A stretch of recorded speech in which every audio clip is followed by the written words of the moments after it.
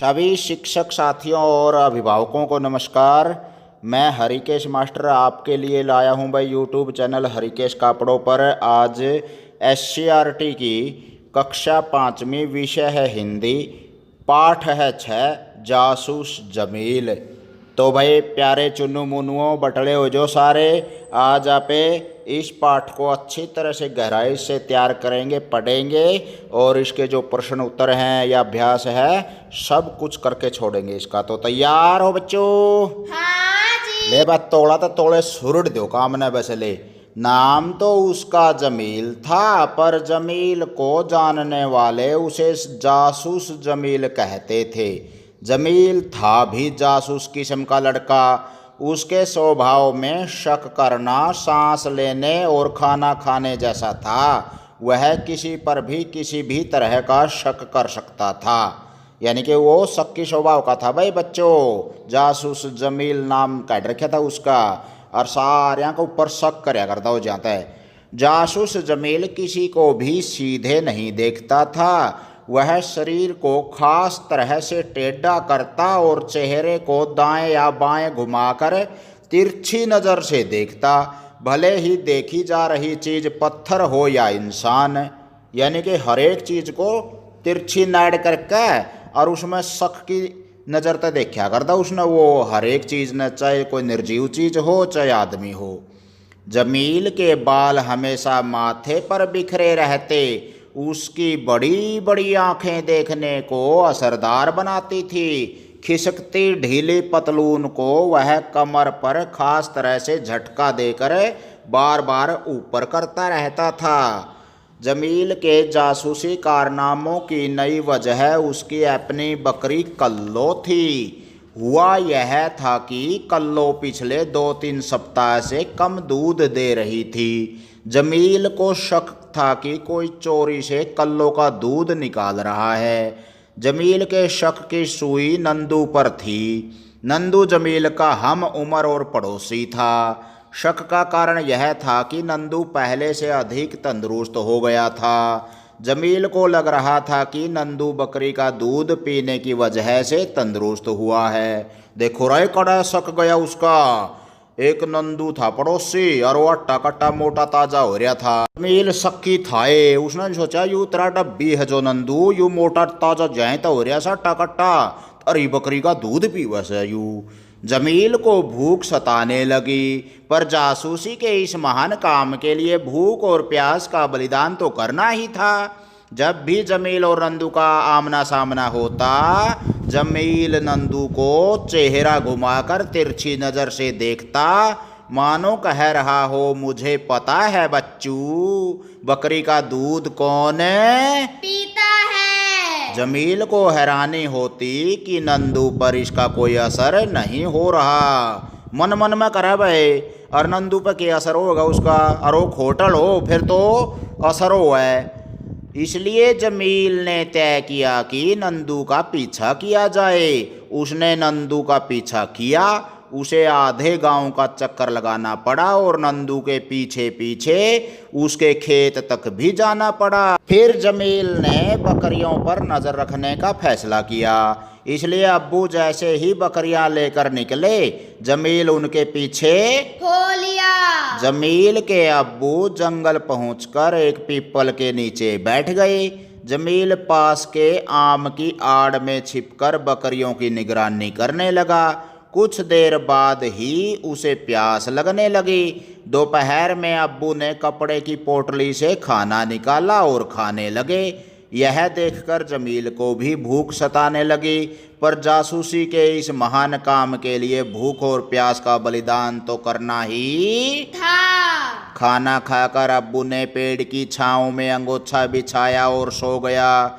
यह देखकर जासूस जमील ने सोचा, तो यह बात है, अब्बू रोज सो जाते हैं और इसी का फायदा उठाकर नंदू बकरी का दूध निकाल लेता है। यानी अब नंदू हाथ में लोटा लिए यहाँ आता ही होगा। जमील अब बेसब्री से नंदू के आने का इंतजार कर रहा था। इसी बीच पीपल से बंदर के 4-5 बच्चे नीचे उतरे। और बकरियों के आसपास उछल कूद करने लगे। बकरियों पर बंदरों के आने का कोई असर नहीं पड़ा। लगता था बकरियां बंदरों के साथ रहने की आदी हो गई हैं। बंदर का एक बच्चा जमील की बकरी कल्लो के पास गया और उसका दूध पीने लगा। बंदर का बच्चा जब तक दूध पीता रहा तब तक कल्लो अपनी जगह चुपचाप खड़ी रही। जमील ने भी यह सब देखा तो उसके आश्चर्य का ठिकाना न रहा। अच्छा, तो ये मामला है, दूध बंदर के बच्चे पी जाते हैं। फिर जमील ने शरीर को खास तरह से टेढ़ा किया और अपने ही कंधे को तिरछी नजर से देखते हुए बुदबुदाया, पता करना पड़ेगा कि बंदर के बच्चे को बकरी का दूध पीना किसने सिखाया। ले भाई, ये थी एक शक्की स्वभाव के बच्चे की कहानी, जासूस जमील। और चंदन यादव इस कहानी के लेखक हैं। प्यारे बच्चों, तो हमें भी किसी के ऊपर बिना बात का शक नहीं करना चाहिए। कोई प्रमाण हो, तथ्य हो, सबूत हो तब तो हम शक कर लें, लेकिन बिना किसी कारण के दूसरे को शक के घेरे में नहीं डालना चाहिए। शाबाश, समझ में आया भाई बच्चों ये? हाँ जी। तो इस पाठ के अभ्यास देखेंगे प्यारे बच्चों। अब आइए शब्दों के अर्थ जाने। अंगोच्छा मीन्स क्या होता है भाई? शरीर पोंछने का वस्त्र। असरदार का अर्थ बताओ। प्रभावी। और कारनामा माने? कर्तव्य। और निगरानी का अर्थ बताइए। देख रेख। तंदुरुस्त माने? स्वस्थ। बुदबुदाना का अर्थ बताओ और जीनियस कहलाओ। मुंह में बोलना। स्वाभाविक मीन्स? कुदरती, स्वत्व। स्वतः है। हम उम्र का मतलब बताइए। समान उम्र के। एक ही उम्र के। तो प्यारे बच्चों, नंदू उसका हम उम्र था। आपका भी हम उम्र है कोई क्लास में? हाँ जी। पाठ से आगे देखो। लोग जमील को किस नाम से पुकारते थे और क्यों? लोग जमील को जासूस जमील के नाम से पुकारते थे क्योंकि वह स्वभाव से शक्की था और किसी पर किसी तरह का शक कर सकता था। जासूस जमील किसी को भी सीधे नहीं देखता था। यहाँ पर सीधे नहीं देखने से आप क्या समझते हैं चुनु मुनुओ? यहाँ पर सीधे नहीं देखने का मतलब यह है कि वह सबको शक की निगाह से देखता है, किसी पर विश्वास नहीं करता तथा सब पर शक करता है। सबको शक के दायरे में रखता था वो, इसलिए सीधा नहीं देखता था किसी को भी। जमील नंदू के आने का बेसब्री से इंतजार क्यों कर रहा था? जमील नंदू के आने का बेसब्री से इंतजार इसलिए कर रहा था क्योंकि उसे शक था कि नंदू उसकी कल्लो बकरी का दूध पी जाता है। क्योंकि उसने शक था भाई, हाँ कल्लो का गेट यो काटा है सारा दूध का बस नंदुए। तो दूध चोर को ढूंढने के लिए जमील को क्या क्या करना पड़ा? दूध चोर को ढूंढने के लिए जमील को भूखा प्यासा रहना पड़ा। उसे नंदू के पीछे छिपते हुए उसके खेत जाना पड़ा। पीपल के पीछे छिपकर बकरियों की निगरानी करनी पड़ी और बंदर के बच्चे को बकरी का दूध पीते हुए देखना पड़ा। बहुत से पापड़ बेलने पड़े। वह गांव के चक्कर काटे, खेत में गया, जंगल में उसका बाबू का गल गया, बकरियां का पाछे पाछे, और भूखा प्यासा रहना पड़ा भाई। आगे बताओ आपकी बात है। बकरी का दूध पीने पर जमील अपने दोस्त पर शक करता था। आप अपने किस दोस्त पर कब कब शक करते हैं? मेरी सहेली कई बार चोरी करती है मेरी चीजों की, इसलिए मैं उस पर शक करती हूँ। सहेली पर शक करते हो भाई? चोरी करनी भी नहीं चाहिए। देखो, अगर आप चोरी करोगे तो बड़े होकर के अच्छे इंसान नहीं बन सकते। चोरी करना पाप और अपराध होता है, तो हमें किसी को बिना बात मौका नहीं देना चाहिए कोई शिकायत का। जमील के पास एक बकरी थी जिसे वह कल्लो के नाम से बुलाता। आप अपने पालतू पशुओं को किन किन नामों से बुलाते हैं? मेरे पास एक कुत्ता है और एक कुत्ती है जिन्हें मैं जूली और टॉमी नाम से पुकारती हूँ। टॉमी और जूली नाम से हैं। पाठ से आगे है भाई, जमील नंदू पर शक करता था लेकिन नंदू पर इसका कोई असर नहीं था। सोचो ऐसा क्यों? क्योंकि नंदू ने जब कोई गलत काम किया ही नहीं तो वह इस बात का असर भला क्यों मानेगा। लेकिन जमील सोच रहा था कि उसकी बकरी का दूध नंदू पीता है, वो उस पर शक कर रहा था। तो बिना बात का शक कर रहा था भाई, उस पर असर क्यों पड़ेगा? उसका तो मने में कोई यह बात है। और अपना घिग्गी बंदरी मतलब अकबर शक हो रहा अकबर जन को नंदुए पी हुआ है उसका जमील का है, तो खाम में खाई घिग्गी बंदरी थी उसका दिमाग की, तो बिना बात शक कर रहा था। बकरियां बंदरों के साथ रहने की आदी हो गई हैं, इसका क्या कारण रहा होगा? इसका यह कारण रहा होगा कि बंदर और बकरियां प्रतिदिन एक ही स्थान पर मिलकर उछलकर कूद रहे होंगे, आपस में खेल रहे होंगे। आपस में खेलते होंगे, एक ठोड़ इकट्ठे हो जाते होंगे, आदि होगी आपसी में आदत पड़ गई ना इकट्ठे रहने की, हल्ले ना हो उस डर है ना हो उस डर है। बकरी चारा खाती होगी आपस में और बंदर उस पे पेड़ पे चढ़ करके फल खाते होंगे। तो फल आदि चारा आदि खाने के लिए बंदर और बकरियां इकट्ठे हो जाते होंगे, इसलिए वो आदत पड़ गई उन्हें इकट्ठे रहने की। बंदर के बच्चे को बकरी का दूध पीना किसने सिखाया होगा, सोचकर बताएं। बंदर के बच्चे ने बकरी के बच्चे को बकरी का दूध पीते हुए देखा होगा, इसलिए वह भी बकरी का दूध पीने लगा होगा। तो भाई बंदर का बच्चा ने न्यू देखा होगा बकरी का बच्चा और उसकी माँ का दूध पीवा है, मैं भी पी लूँ, तो वो भी पीने लग गया होगा। बादशाह की बात है भाई, जमील सबको तिरछी नज़र से देखता है। जमील ने सबको तिरछी नज़र से देखा, जमील सबको तिरछी नज़र से देखेगा। यहाँ पहले वाक्य में क्रिया हो रही है, यानी कि कौन सा काल है, ये वर्तमान काल है। और दूसरे वाक्य में क्रिया हो चुके हैं, यानी कि कौन सा काल है, ये भूतकाल है। और तीसरे वाक्य में क्रिया भविष्य काल में होगी। तो नीचे दिए गए उदाहरण के अनुसार क्रिया को बदल कर लिखें। पढ़ना क्रिया है भाई, और मोहन पढ़ता है, ये तो हो गया वर्तमान काल है। मोहन ने पुस्तक पढ़ी, ये हो गया भूतकाल है। और मोहन पुस्तक पढ़ेगा, ये हो गया भविष्यत काल। रामू पाठ लिखता है, राम पाठ लिखता है, तो क्या हो गया वर्तमान काल है। रामू ने पाठ लिखा, रामू ने पाठ लिखा तो भूतकाल हो गया। और भविष्यत काल बनाइए इसका, रामू पाठ लिखेगा। इसी तरह से खेलना का है। लव फुटबॉल खेलता है, लव ने फुटबॉल खेली, लव फुटबॉल खेलेगा। खाना का, संगम खाना खाता है, संगम ने खाना खाया, संगम खाना खाएगा। तो जो ने है भाई विभक्ति, कारक विभक्ति है कर्ता की ने, ये भूतकाल में लगती है, जैसे संगम ने खाना खाया। आकाश गाना गाता है, आकाश ने गाना गाया, आकाश गाना गाएगा। तो ने विभक्ति हमारे ध्यान दो बच्चों, केवल भूतकाल में लगी है, कर्ता के साथ है। अब्बू ने कपड़े की पोटली से खाना निकाला, इस वाक्य में कपड़े और पोटली का परस्पर संबंध है। इसी प्रकार नीचे लिखे गए शब्दों का संबंध किनसे है, घास की, गठरी, और लकड़ियों का, गट्ठर, और रुपयों की, थैली, मिठाई का क्या होता है, थाल, और अंगूर का, गुच्छा, बच्चों का या बच्चों की, टोली, टोली, और अनाज का या अनाज की, डेरी, ढेरी, और कागजों का, दस्ता, और मेले की क्या होती है, भीड़, तारों का। समूह। तो भाई ये विभिन्न वस्तुओं के समूह कह लो, चाहे इकट्ठा होना कह लो, उनके समूह को क्या क्या नाम दिया गया है, अलग अलग नाम दिया गया है, वो आपके सामने था भी है। आगे देखो, तद्भव है तत्सम है। इसे पहले थोड़ा सा परिचय बता दूं प्यारे बच्चों आपको। तद्भव होते हैं जो संस्कृत भाषा है, हमारी संसार की सबसे प्राचीन भाषा, और उस तय जो बदल के आए हैं, केवल संस्कृत की बात कर रहा हूँ मैं, उस तय बदल के आए हैं वो तो हैं तद्भव। और जो संस्कृत के ज्यों के त्यों शब्द आए हैं वो है तत्सम।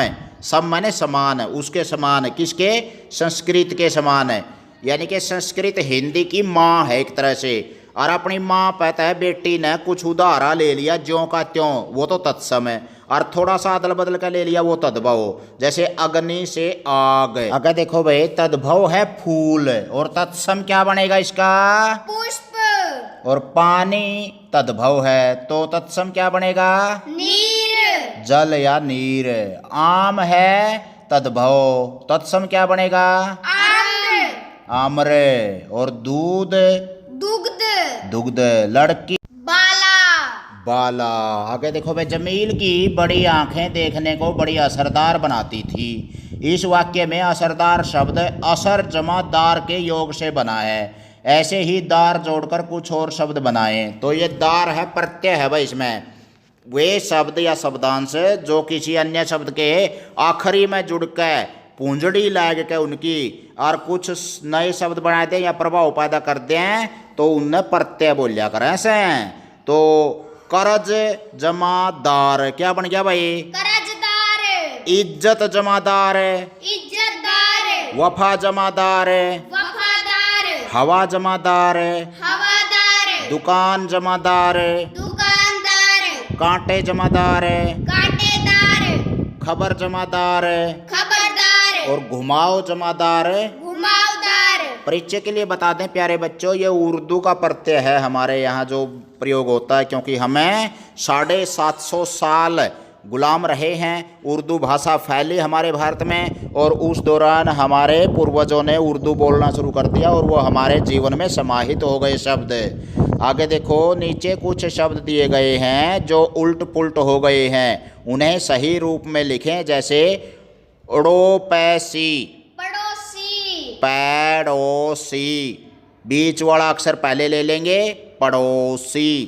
रिश, रिरस, शरीर, मारकाना, कारनामा, पलपी, पीपल, यदाफा, फायदा, निरागनी, निगरानी, शिशुजा, जासूसी, विकता, कविता, ननमे, मनन या नमन, नमन भी हो सकता है, मनन भी हो सकता है।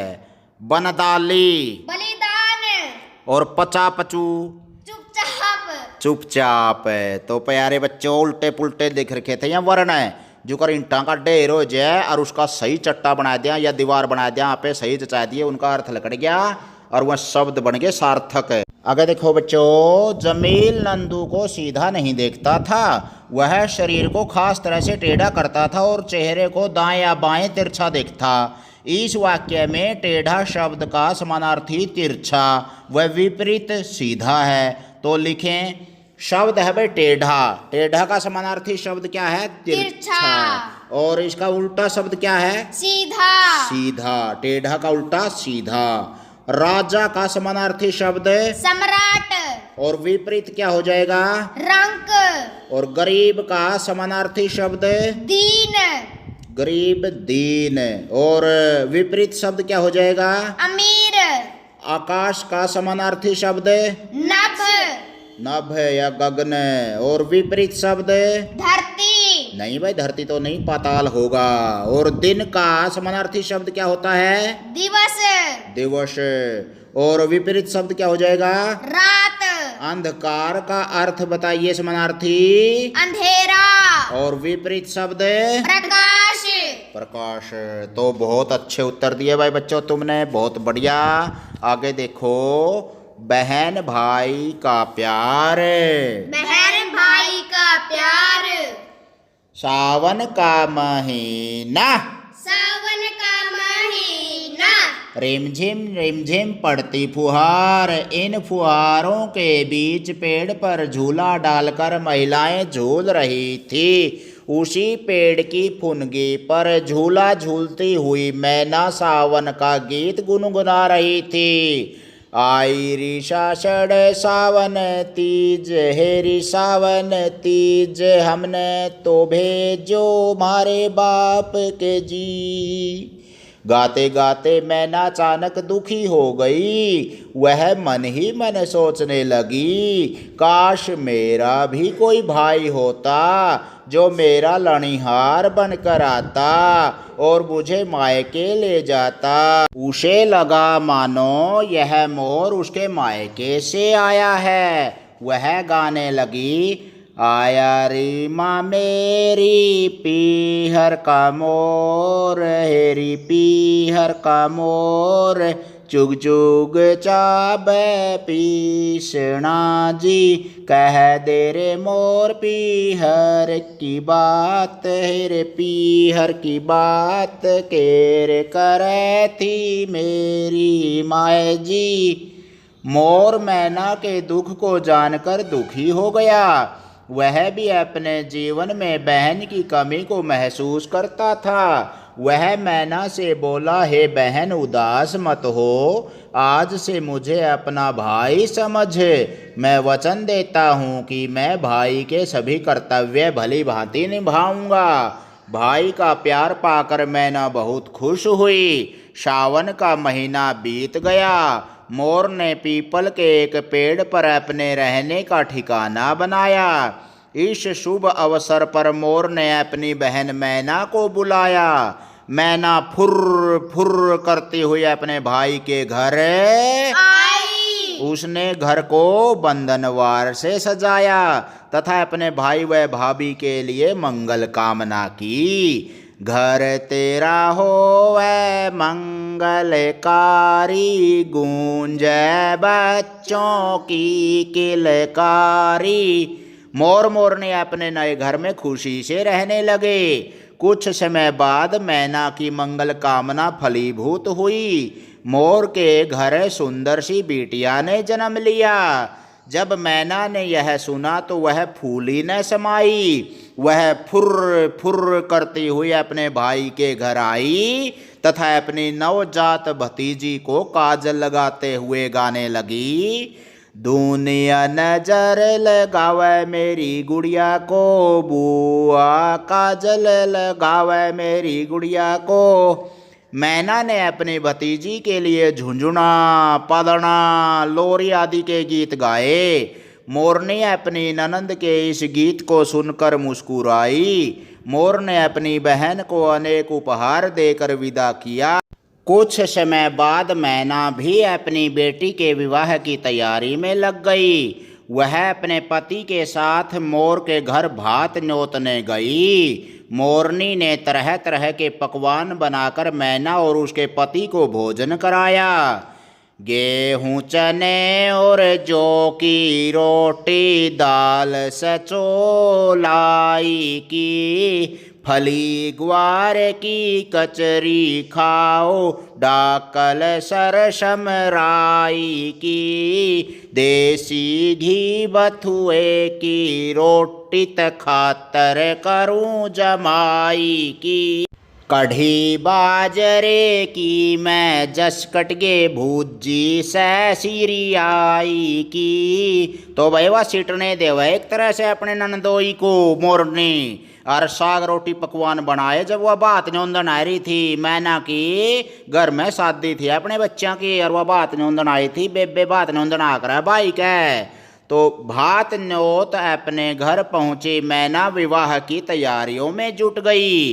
विवाह के दिन मोर भी अपनी पत्नी और बच्चों के साथ भात भरने के लिए बहन के घर आ पहुंचा।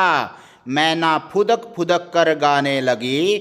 गलियारा बुहार आई कि भाई भाभी आवेंगे, मेरा चुंडा मटक की चूंदड़ी लावेंगे। मोर ने ऐसा भात भरा कि विवाह में 4 चांद लग गए। सभी मोर की प्रशंसा कर रहे थे। मैना ने अपने भाई भाभी एवं भतीजे के लिए सुंदर सुंदर उपहार दिए तथा उन्हें विदा करते हुए बोली, ईश्वर करे हमारा भाई बहन का प्यार सदा ऐसे ही बना रहे। तो प्यारे बच्चों, ये लोक कथा थी, लोगों की कहावत है। हमारे समाज में ऐसी कथाएं सुनने को मिलती हैं कि हमारे बच्चों को इनसे रूबरू होने का मौका मिले, आने वाली पीढ़ियों को सीखने को मिले। तो प्यारे बड़कों, मोर और मैना के माध्यम से भाई बहन का प्यार, भाई बहन के रीति रिवाज, किस तरह से हम एक दूसरे के सुख दुख में, ब्याह शादी में इकट्ठे होते हैं, भात भरते हैं, भात न्योतने जाते हैं, या फिर जापा वगैरह पे आवा है अपने बुलाई जावा है बहन, तो उस टाइम पे क्या रिवाजों हैं, काजल लगाते समय या फिर अपने लोरी सुनाते समय क्या क्या गीत होते थे, वो सारी बातें हमें अपने बुजुर्गों से सीखनी चाहिए। प्यारे बच्चों, बड़ों के पास बैठोगे, सीखोगे तो इन बातों का पता चलेगा। बड़ी बुजुर्ग औरतें होती हैं, हमारी चाची ताई दादियाँ होती हैं, माताएँ होती हैं, उनके पास बैठ करके ऐसा ज्ञान लिया करो ताकि हमारा हिंदी का हरियाणवी शब्द भंडार भी बढ़े और हमारी संस्कृति का, रीति रिवाजों का, परंपराओं का पता चले हमें कि क्या क्या रिवाज होते थे ब्याह शादी सुख दुख के, भाई बहन के, सब रिश्तेदारियों के। तो ज़्यादा से ज़्यादा इस तरह की बातें सीखोगे तो अच्छा लगेगा। अब बोलो बच्चों, फिर चक्कर मारना है हरिकेश कापड़ो यूट्यूब चैनल पे और आगे बांट दियो। जय हिंद।